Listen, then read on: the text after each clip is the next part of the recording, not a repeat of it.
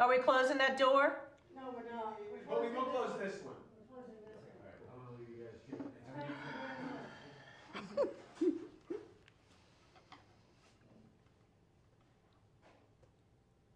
20 seconds. I'm going to count back from 10, but I won't say 2 or 1.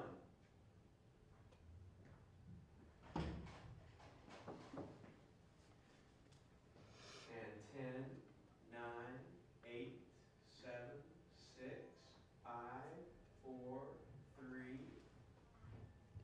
Hi, my name is Jermaine Bro, and I'm here today joined by Margaret West and Neil Hahn. And we're here to discuss a topic to expound on where do we go from here. That's right. We've asked Nell to be with us today so that she can tell us about immigration detention centers. It's a subject that most of us don't know anything about, but it's something that's kind of interesting that's going on in our country right under our noses. Nell, tell us a little bit about you. Well, I'm a retired lawyer. I live here in Lafayette, and since I've been retired, I've had a chance to visit some immigration detention centers and learn a lot about what's going on that I really had no idea was happening in our country. I have lived here since about 1991. I moved here from Austin, Texas, where I worked in private practice as a lawyer. Representing people in employment discrimination and civil rights cases. Before that, I got my start at legal services. I've always been about trying to represent the underdog, trying to represent people that had, no power, and they needed somebody to be an advocate for them in the system. So that's me. And after I moved here in 1997, I got a job with the Advocacy Center, which is a nonprofit organization that represents people with disabilities. Wow. And so I did Americans with Disabilities Act cases, Medicaid cases, all kind of cases to protect and advocate for folks with disabilities, which was a great job. Loved it. I've retired. I love being retired, and it gives me a chance to see other things. But one thing that I really felt that I needed to do was try to help the people that I think are maybe the worst off. And those are folks who are immigrants who are getting picked up in such large numbers now by ICE, which is the Immigration and Customs Enforcement, which is the people that enforce the immigration laws. So what is an immigration detention center? Well, most people don't even know they exist. These are basically prisons. I mean, they're called detention centers. A lot of them are repurposed prisons, and they are surrounded by razor wire and tight security where folks are kept in conditions just exactly like the conditions in a prison. And I mean, to the extent I've been to quite a number of prisons. I did that in my job in Texas. I represented some prison guards at Texas prisons. And in Louisiana, I've represented a number of inmates with disabilities that needed the help of the Advocacy Center to get accommodations or accessibility. So I've been there. So what I did was I have volunteered to work on a project, which we'll talk about more, that's sponsored by the Southern Poverty Law Center, which was visiting people in immigration detention centers and trying to help them get bond or parole. So Nell, you've actually been to some of these detention centers to really kind of tell us. You can tell us what it's like there. I can. I spent a week in Stewart Detention Center near Lumpkin, Georgia, which is Lord. It's quite near I'm forgetting the big, huge military base near Columbus. And then I spent a week at the Gina. We have 2 detention centers in Louisiana. One in Gina, Louisiana, and one in Pine Prairie. I haven't been to the one in Pine Prairie yet, but I spent a week last November helping the lawyers at the Gina detention facility. The lawyers are full-time lawyers for the Southern Poverty Law Center, or hired by the Southern Poverty Law Center to work specifically to assist the people who are in immigration detention. So why are they in immigration detention? And why are they in prison? Why are they in prison, and why do they need attorneys. Well, they're in prison for only two reasons. One, they're awaiting a hearing in their case. First of all, let's back up a minute. The United States Constitution guarantees everybody in the United States, not just citizens, but it says no person shall be deprived of life, liberty, or property without due process of law. So just because you may not be an American citizen, though you may not have a green card and be entitled to permanent residency here, you have a right to due process of law before you can just be picked up and held by anyone or deported. So there's a right to due process. People are being held in immigration detention centers for only two reasons. One, they're waiting for their hearing, or two, they've had a hearing, they've been ordered deported, and they're awaiting deportation, or they may be appealing that decision. And until very recently, most people who were picked up by immigration agents were not put in detention. You know, they were allowed to live in the community and continue to do what they were doing, go to attend their hearings and so forth. There has been a huge, huge increase only in the last, say, 20 years, 25 years in number of people being held. It's up from like about 5,000 people per day in 1994. Now it's over 40,000 people a day are being held in immigration prisons somewhere in the U.S. Because they are alleged not to be here legally. Okay. What about this thing called asylum, though?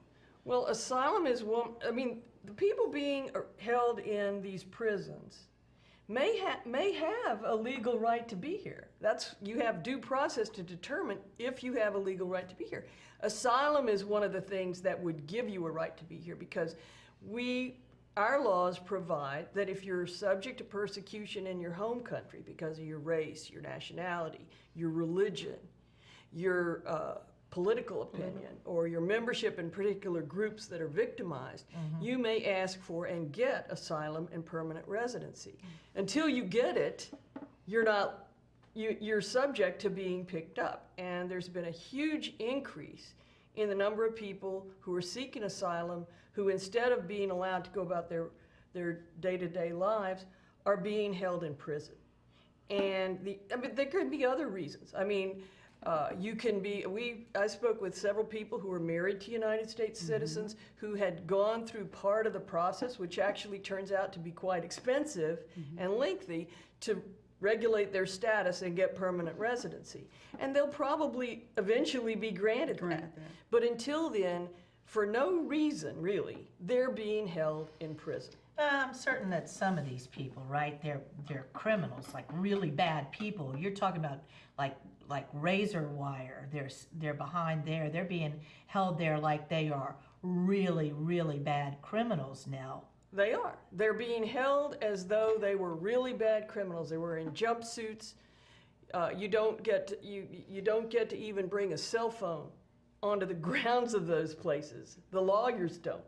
That's tight security. And we can talk more about the conditions under which they're being held. They're being subjected to solitary confinement sometimes. They're being, it's really horrible conditions. And you would think, well, gosh, those people must have committed really serious crimes. Right. But only 10% of the people have committed serious crimes. 40% of the people being held in immigration detention have not committed any crime whatsoever. And lots of the people I talked to had not committed any crime. And yet they're being treated like criminals. And that's very, very harsh conditions. So who's paying for this? Yeah, how much does this cost? How much does this cost? It's incredibly expensive. The U.S. taxpayer is paying for it. And it's, I don't have the absolute current numbers, but I think the 2015 numbers were like $2 billion a year we spend just on immigration detention. That's not including the budget of the courts and the judges and the lawyers. This is just the detention.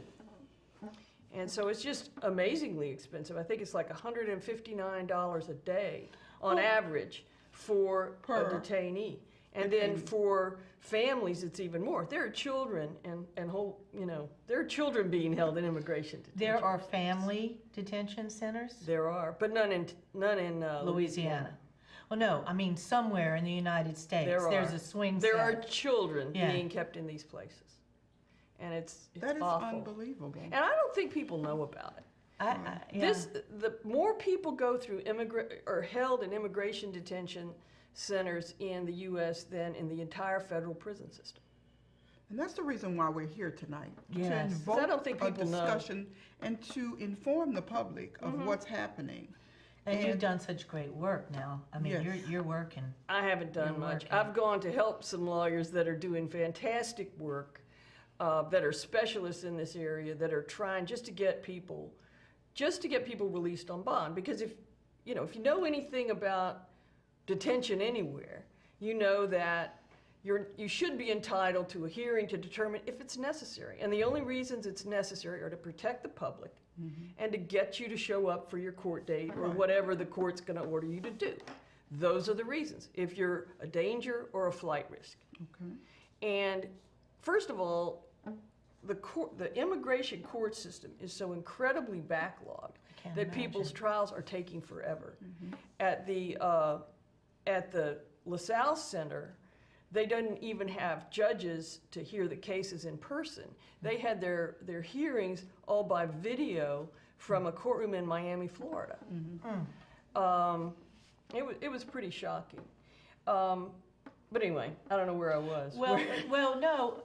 Tell us a little bit about when you went to the detention center in Georgia and subsequently went to the Louisiana detention center in Gina. What did you find there? Tell us a little bit about the inmates in these places. Who did you meet? Well, I talked at length and went really deeply into a couple of cases, especially at the one in Georgia.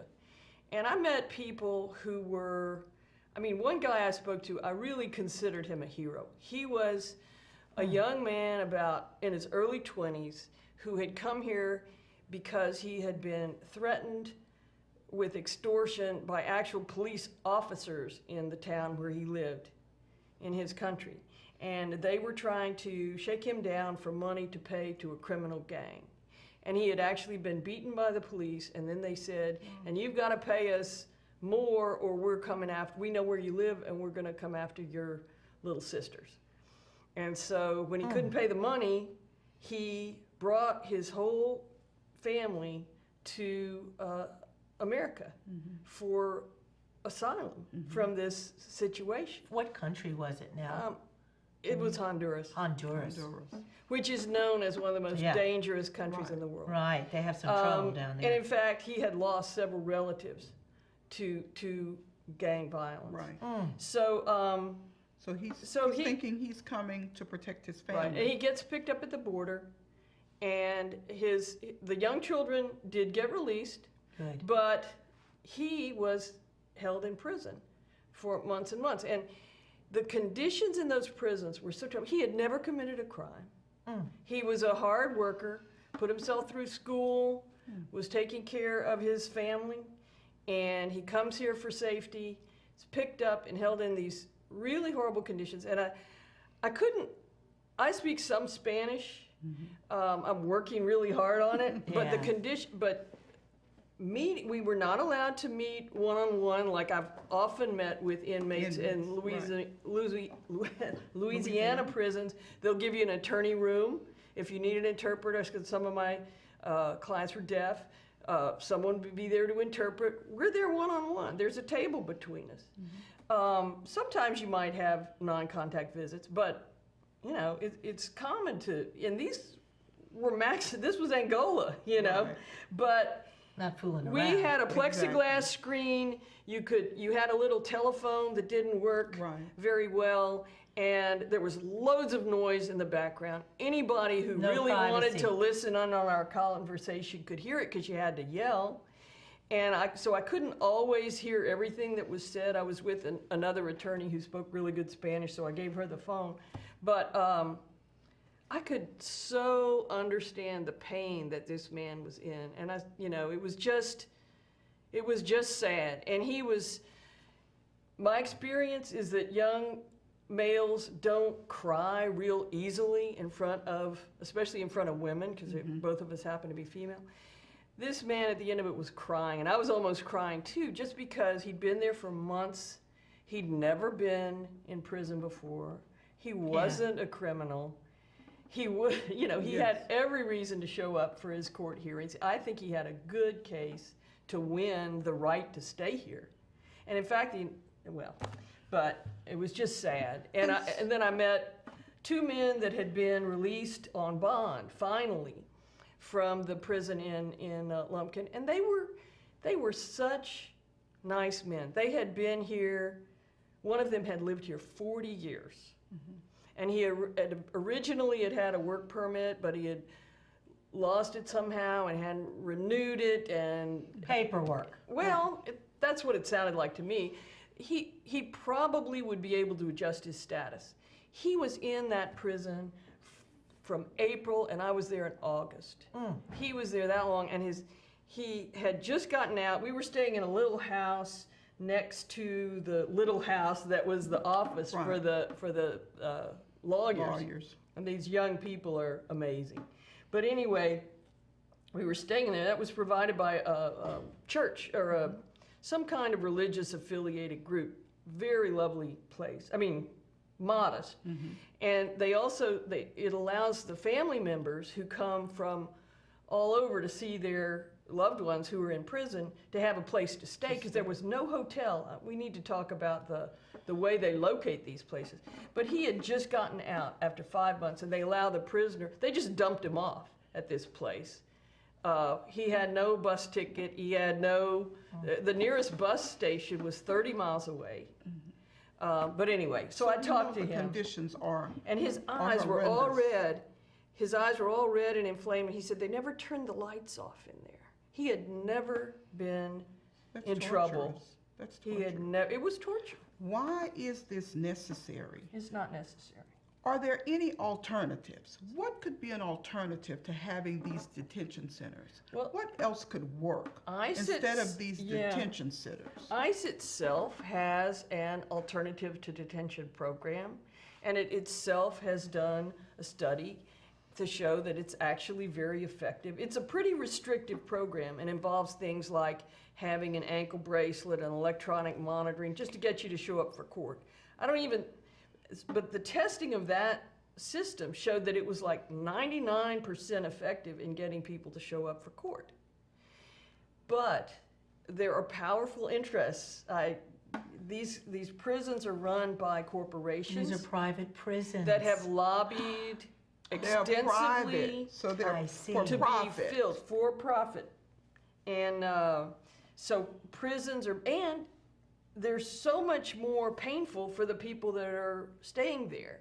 So I can't help but feel that putting people who may have perfectly legitimate legal claims into prison for extended periods of time, it has to be a strategy to get them to give up their legal rights. And that self-deportation is so sad, because we're supposed to be a country of laws, and you can't enforce your rights if you can't get access to the justice system. And to hold people in prison indefinitely, it's not American. It makes me feel very ashamed that we're doing this to people. I just had to look these people in the eye and say, I am sorry. Yeah. There's got to be a better way now. There is a better way. At any rate, I want to talk a little bit about the lack of access to legal counsel. Yeah. Right. How did you become involved? Well, Nell? I'm just a volunteer. I'm You're just retired. volunteer. I am volunteered. I'm not an immigration expert, so I can't help much, but I can go out there and I can bear witness to what I saw, and I can help to the extent I can. And by the way, if you're an attorney or someone who speaks a foreign language, there's a dire need for interpreters, especially Spanish speakers, in all of these prisons that are all over our country, but especially in the South.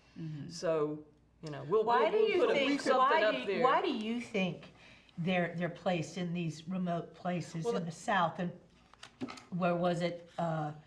Gina. Gina, no, where was it in Georgia? Like, I've Georgia. never heard of that. Well, I mean, it's like 2.5 hours from Atlanta. Yeah, it's far. Here yeah, at it's remote. Gina, you're at least 2.5, 3 hours from New Orleans. Right.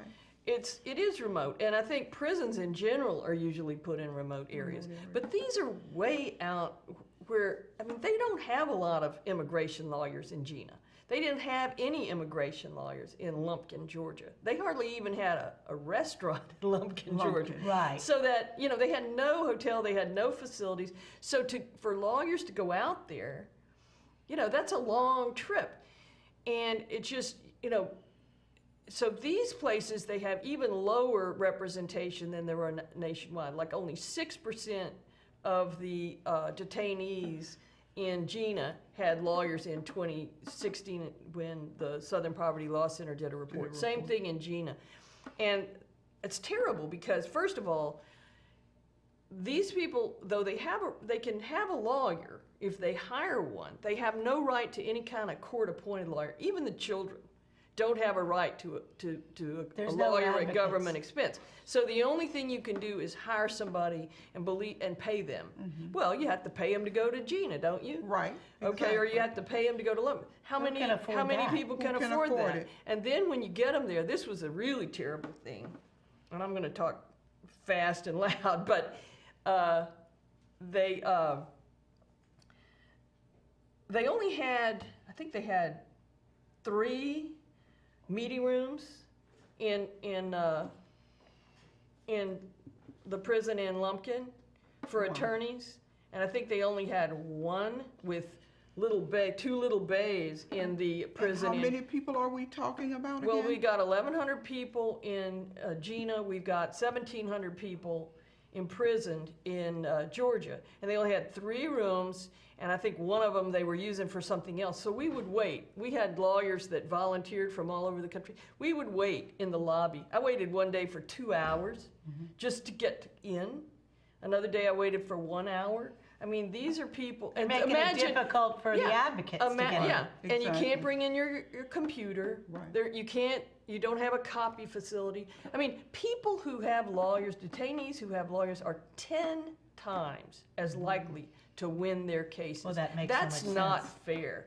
And people who are on the outside, which if people could get out on bond, if they get a lawyer to get them out on bond, if they could get the get the system moved along That's the enough way to the give them a system works, bond yes. hearing, the people get out on bond that have lawyers are 20 times as likely to win their cases as somebody who's in a detention center without a lawyer. So let So me Goodness it's a recap here. scandal. Yeah. Let's recap here a little Recap, bit. Jermaine. We have immigration detention centers, and we're detaining people in regular prisons who have usually not committed a crime, okay? correct. And if And they if have, they have, it's a small amount.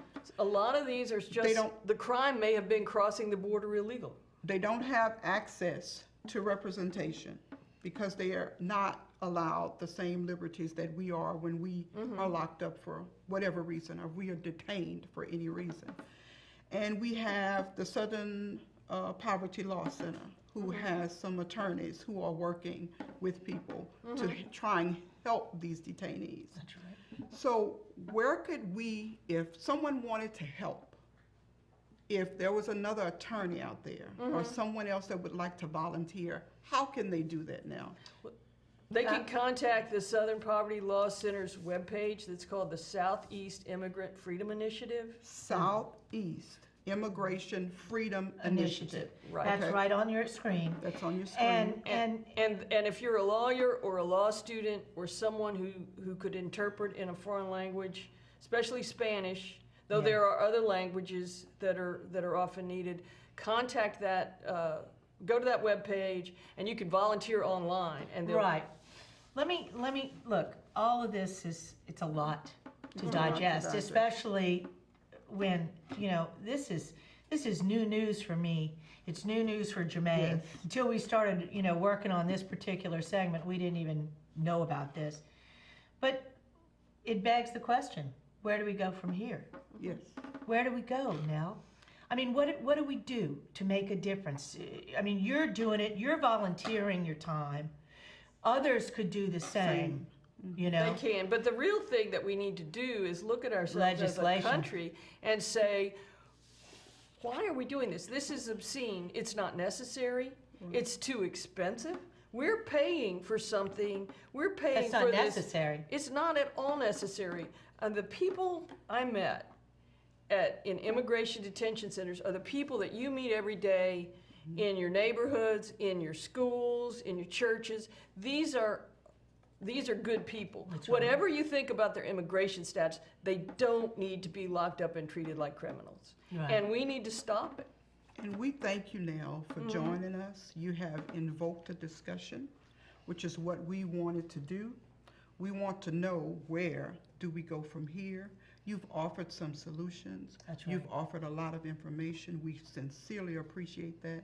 We hope our viewing public will also take advantage of that information and volunteer. Thank you, Margaret. Thank you, Nell. And thank you, Jermaine. Yeah, thank you. Thank you all for making this possible. Sure. Thanks.